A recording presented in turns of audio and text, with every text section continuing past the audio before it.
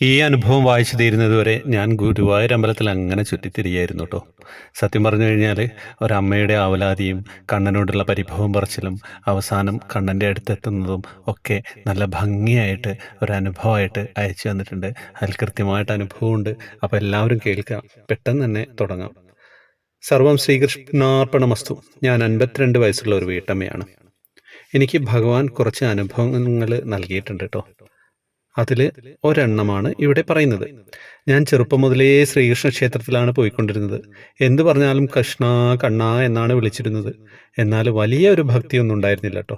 3-4 വർഷം മുമ്പിലാണ് doctor N Gopalakrishnan സാറിൻ്റെ പ്രഭാഷണങ്ങൾ കേൾക്കുന്നതും പതിയെ പതിയെ ഗുരുവായൂരമ്പലത്തെയും കണ്ണൻ്റെ ലീലകളെയും പറ്റി കൂടുതൽ അറിയാൻ ഇടവരുന്നതും.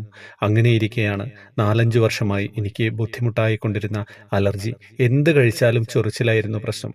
കൂടാതെ സൈനസൈറ്റിസം ഉണ്ടായിരുന്നു. എത്രയോ മരുന്ന് കഴിച്ചിട്ടും അസുഖത്തിന് ഒരു കുറവുമില്ല. ഓർമ്മ വെച്ച കാലം മുതൽ നാമജപം മുടക്കിയിട്ടില്ല. അമ്മ ചൊല്ലുന്നത് കേട്ടാണ് സന്ധ്യാനാമവും ഹരിനാമകീർത്തനവും പഠിച്ചത്. അമ്മ മരിക്കുമ്പോൾ എനിക്ക് 12 വയസ്സ് മാത്രമായിരുന്നു പ്രായം. മരുന്നുകൾ കൊണ്ട് ഒന്നും ഒരു കുറവുമില്ലാതെ വന്നപ്പോൾ ഭഗവാനോട് കൂടുതൽ കൂടുതൽ പ്രാർത്ഥിക്കാൻ തുടങ്ങി. അങ്ങനെ 1.5 വർഷം മുൻപാണ് ഞങ്ങളുടെ കുടുംബക്ഷേത്രത്തിൻ്റെ വാട്സപ്പ് ഗ്രൂപ്പിൽ നാരായണീയത്തിൻ്റെ പ്രാധാന്യവും ഒരമ്മയ്ക്ക് നാരായണീയം വായിച്ചിട്ട് അതിൽ കൃത്യമായിട്ടുള്ള ഫോളോ അപ്പ് നടത്തിയിട്ട് അസുഖങ്ങൾക്ക് കുറവുണ്ടായതൊക്കെ ഞാൻ വായിക്കാനിട വന്നത്.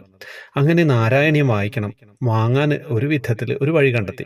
ചേട്ടൻ്റെ ഭാര്യയുമൊത്ത് തൃപ്രയാർ അമ്പലത്തിൽ പോയി. അവിടെ അന്വേഷിച്ച് വാങ്ങിച്ചു. വീട്ടിൽ കൊണ്ടുവന്ന് വായിക്കാൻ തുടങ്ങിയെങ്കിലും സംസ്കൃതമായതുകൊണ്ട് ഒന്നും മനസ്സിലാവുന്നില്ല. എന്നും ഉച്ചപൂജാലങ്കാര വർണ്ണനയ്ക്ക് തിരുവാലൂർ ശ്രീകുമാരൻ നമ്പൂതിരിയുടെ നാരായണീയം ശ്ലോകത്തിൻ്റെ മലയാള വിവർത്തനം വായിക്കുന്നത് കേൾക്കുമ്പോൾ മനസ്സിലായി മലയാള വിവർത്തനം കിട്ടാൻ ചാൻസ് ഉണ്ടെന്ന്. ഓൺലൈനിൽ നോക്കി, വിചാരിച്ചത് കിട്ടിയില്ല. പിന്നെ എങ്ങനെയും ഗുരുവായൂർക്ക് പോകണം, നാരായണീയം മലയാള വിവർത്തനം വാങ്ങണം എന്നായിട്ട് ചിന്ത. വീണ്ടും ചേട്ടൻ്റെ ഭാര്യയെയും ഹസ്ബൻഡിൻ്റെ സഹോദരിയെയും കൂട്ടി ഗുരുവായൂർ പോയി. പോകുമ്പോൾ മറ്റൊരാഗ്രഹവും കൂടെ ഉണ്ടായിരുന്നു. ഭണ്ഡാരകൃഷ്ണന് ഒരു മാല ചാർത്തണം. എന്നാൽ അതിന് എന്തെങ്കിലും ചിട്ടവട്ടങ്ങളുണ്ടോ എന്നറിയില്ല. അതുകൊണ്ട് പടിഞ്ഞാറേ നടപടി വരുമ്പോൾ മാല കാണുന്നുണ്ടെങ്കിലും വാങ്ങാനൊരു സങ്കോചം. എന്നും യൂട്യൂബിൽ ഓരോരുത്തരായി ഭഗവാന് മാല അണിയിക്കുന്നത് കാണുമ്പോൾ വളരെ അത്ഭുതവും ആഗ്രഹവുമായിരുന്നു. അങ്ങനെയാണ് ഈ ഒരാശ എനിക്കും തോന്നിത്തുടങ്ങിയത്. അങ്ങനെ ക്യൂവിൽ വന്നു നിന്നു കേട്ടോ. കുറച്ച് കഴിഞ്ഞപ്പോൾ ചേച്ചിമാർ പറഞ്ഞു പ്രസാദം ഊട്ട് കഴിച്ചു വരാം, അപ്പോഴേക്കും ക്യൂ ഒന്ന് നീങ്ങിക്കോളുമെന്ന്. ഒരമ്പലത്തിലും ഭക്ഷണം കഴിച്ചിട്ട് പോകുന്ന പതിവ് എനിക്കില്ലായിരുന്നു. എന്നാലും ഭക്ഷണം കഴിച്ച് അലർജി ഉള്ളത് കൊണ്ട് കഴിക്കാൻ ധൈര്യം ഉണ്ടായിരുന്നില്ല. അന്ന് എനിക്ക് അറിയില്ലായിരുന്നു ഭഗവാന്റെ ഭക്ഷണം കഴിച്ചവർ നമുക്ക് ഒരു പ്രശ്നവും വരില്ലെന്ന്. അങ്ങനെ ഒരു അനുഗ്രഹം കഴിഞ്ഞ മെയ് 15 എനിക്കുണ്ടായിട്ടോ. അത് പിന്നീട് ഒരിക്കൽ പറയാം. വീണ്ടും വന്ന് ക്യൂവിൽ നിൽക്കുമ്പോഴും മാല വാങ്ങി ചാർത്താൻ പറ്റുമോ എന്ന ചിന്തയായിരുന്നു. എന്നാൽ ഞാനൊരു പൂമാല കടയും അവിടെ കാണുന്നുണ്ടായിരുന്നില്ല. അടുത്ത പ്രാവശ്യമായാലും ചാർത്താമെന്ന് സമാധാനിച്ചു. അങ്ങനെ തൊഴുതിറങ്ങി. ഭഗവാനും ശ്രീശങ്കരാചാര്യരും ഒരുമിച്ചായിരുന്നു ശ്രീലകത്ത് അന്ന് ഉച്ചപൂജാലങ്കാരത്തിൽ. തൊഴുതിറങ്ങി എത്രയും വേഗം തിരിച്ചു പോകണമെന്ന മനസ്സായിരുന്നു. ചേട്ടൻ്റെ സഹോദരി ചേച്ചിക്ക് കുറച്ച് ശാരീരിക ബുദ്ധിമുട്ടുകൾ ഉണ്ടായിരുന്നു. അധികം വൈകാതെയാണ് തിരിച്ചറിഞ്ഞത് ചേച്ചിക്ക് ക്യാൻസർ ആയിരുന്നു എന്ന്. അതിപ്പോൾ സുഖമായിക്കൊണ്ടിരിക്കുന്നു. പടിഞ്ഞാറേ നടയിലൂടെ പുറത്തേക്കിറങ്ങി വേണം ബസ്സിൽ കിട്ടാൻ. അവിടെ ചെന്ന് അന്വേഷിച്ചപ്പോൾ ബുക്ക് സ്റ്റാൾ ഒന്നും കണ്ടില്ല. നാരായണീയം കിട്ടാതെ പോയാൽ ഒട്ടും സഹിക്കാൻ പറ്റില്ല. അങ്ങനെ വയ്യാത്ത ആളെ അവിടെ ഇരുത്തിയിട്ട് ഞങ്ങൾ ചേട്ടൻ്റെ ഭാര്യയുമൊത്ത് ദേവസ്വത്തിൻ്റെ ബുക്ക് സ്റ്റാളിൽ കിഴക്കേ നടയിൽ ചെന്നു. അവിടെ നിന്നും വിചാരിച്ച ഒരു നാരായണീയം കിട്ടിയില്ല കേട്ടോ. തിരിച്ചു നടക്കുമ്പോൾ അവിടെ തന്നെ ചെറിയൊരു പയ്യൻ പൂമാല വിൽക്കുന്നു.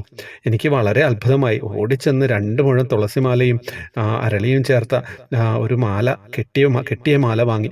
അത് കൊണ്ടുപോയി ഒട്ടും തന്നെ ദൂരെ അല്ലാത്ത ഭണ്ഡാരകൃഷ്ണനെ ചാർത്തി നമസ്കരിച്ചു. എന്തെന്നില്ലാത്ത സന്തോഷമായിരുന്നു. വീണ്ടും പടിഞ്ഞാറേ നടയിലെത്തി. നാരായണീയം കിട്ടില്ലെന്ന വിഷവുമായി നടക്കുമ്പോഴാണ് പടിഞ്ഞാറേ നടയിലെ റൈറ്റ് സൈഡിലെ ഫസ്റ്റ് കട ഒരു ബുക്ക് സ്റ്റാൾ കൂടിയാണെന്ന് മനസ്സിലായത്. അവിടെ ചെന്നിട്ട് വൈത്തല എടക്കാട് നാരായണൻ നമ്പൂതിരിയുടെ നാരായണീയം മലയാളം വിവർത്തനം ചോദിച്ചു. ഇല്ലെന്നാണ് പറഞ്ഞത്. വേറെ ആരോ എഴുതിയത് ഉണ്ടെന്ന് തോന്നുന്നു, നോക്കട്ടെ എന്ന് അവിടുത്തെ ചേച്ചി പറഞ്ഞു. അങ്ങനെ സുവർണ നാലാപ്പാട്ടിൻ്റെ നാരായണീയം മലയാളം വിവർത്തനം കിട്ടി. ഭഗവാൻ എന്നെ അറിയുന്നുണ്ടോ എന്ന എൻ്റെ സംശയത്തിന് ഇതിൽ കൂടുതൽ എന്തു വേണം? ഞാൻ അന്നു മുതൽ 4 ദശകം വീതം ദിവസവും വായിക്കും. ഒട്ടും തന്നെ മുടക്കാറില്ല. ഇപ്പോഴും കോട്ടയത്ത് നിന്ന് ഇമ്മ്യൂണോ തെറാപ്പി ചെയ്യുന്നു. 59 കിലോഗ്രാമായിരുന്നു ഞാൻ. ഒരു വർഷം കൊണ്ട് 43 കിലോഗ്രാമായി കുറഞ്ഞു വന്നു. ഇപ്പോൾ 51 കിലോഗ്രാമായി. അസുഖം ഒരു 50% മാറി. ബാക്കി കൂടെ ഭഗവാൻ എനിക്ക് സുഖമാക്കി തരും, ഉറപ്പാണ്. കർമ്മഫലം എന്ന ഒന്നുകൂടെ ഉണ്ടല്ലോ. വാതാലയേശ ഭഗവാൻ നമസ്തേ. സത്യം പറഞ്ഞു കഴിഞ്ഞാൽ വളരെ ഫിലോസോഫിക്കലായിട്ടും എന്താണ് നമ്മുടെ എല്ലാവരെയും മനസ്സിൻ്റെ ഉള്ളിലേക്ക് കടക്കുന്ന ഒരു അനുഭവമായിരുന്നു അല്ലേ. എങ്ങനെയാണ് ജീവിതാനുഭവങ്ങൾ ഓരോരുത്തരുടെയും അനുഭവങ്ങൾ വരുന്നത്. ജീവിതത്തിൽ നമ്മൾ വളരെ കഷ്ടപ്പാട് ബുദ്ധിമുട്ടൊക്കെ അനുഭവിക്കുമ്പം നമുക്ക് വേറെ ആശ്രയമൊന്നും ഇല്ല എന്ന് തോന്നുമ്പോൾ നമ്മൾ ഭഗവാനിലേക്ക് തന്നെയാണ് പോവല്ലേ. വേറെ ഒരു രക്ഷയില്ല. എന്താണ് രക്ഷ? ആരും ഒന്നും സഹായിക്കാനില്ലാതെ ഇങ്ങനെ തകർന്ന് നിൽക്കുമ്പോൾ നമുക്ക് എവിടെയെങ്കിലും ഒരു പിടിവള്ളി വേണ്ടേ? അത് ഭഗവാനിൽ മാത്രമേ ഉണ്ടാവുള്ളൂ. അതൊരു സംശയമില്ല. ആ ഒരവസ്ഥയിലേക്ക് എല്ലാവരും എത്തുക എന്നുള്ളതാണ്. ഭഗവാനെ കഷ്ടപ്പാടിലേക്കല്ല ട്ടോ, ഭഗവാനെ നമ്മൾ അറിയുക. ഭഗവാൻ നമ്മുടെ കൂടെയുണ്ടെന്ന് മനസ്സിലാക്കുന്ന ആ നിമിഷം നിങ്ങളും ഞാനും ഒക്കെ വിജയിക്കുകയാണ്. വേറെയൊന്നും പറയുന്നില്ല. എല്ലാവർക്കും വാട്സപ്പ് ഗ്രൂപ്പിലേക്ക് വരാൻ നിങ്ങൾക്ക് നമ്പറിൽ മെസ്സേജ് അയയ്ക്കുക. കൃഷ്ണവിഗ്രഹം വേണ്ടവർക്ക് ലിങ്ക് വഴി വാങ്ങാം. യൂട്യൂബിലാണ് ലിങ്ക് ഉണ്ടാവുക. ഹരേ കൃഷ്ണ.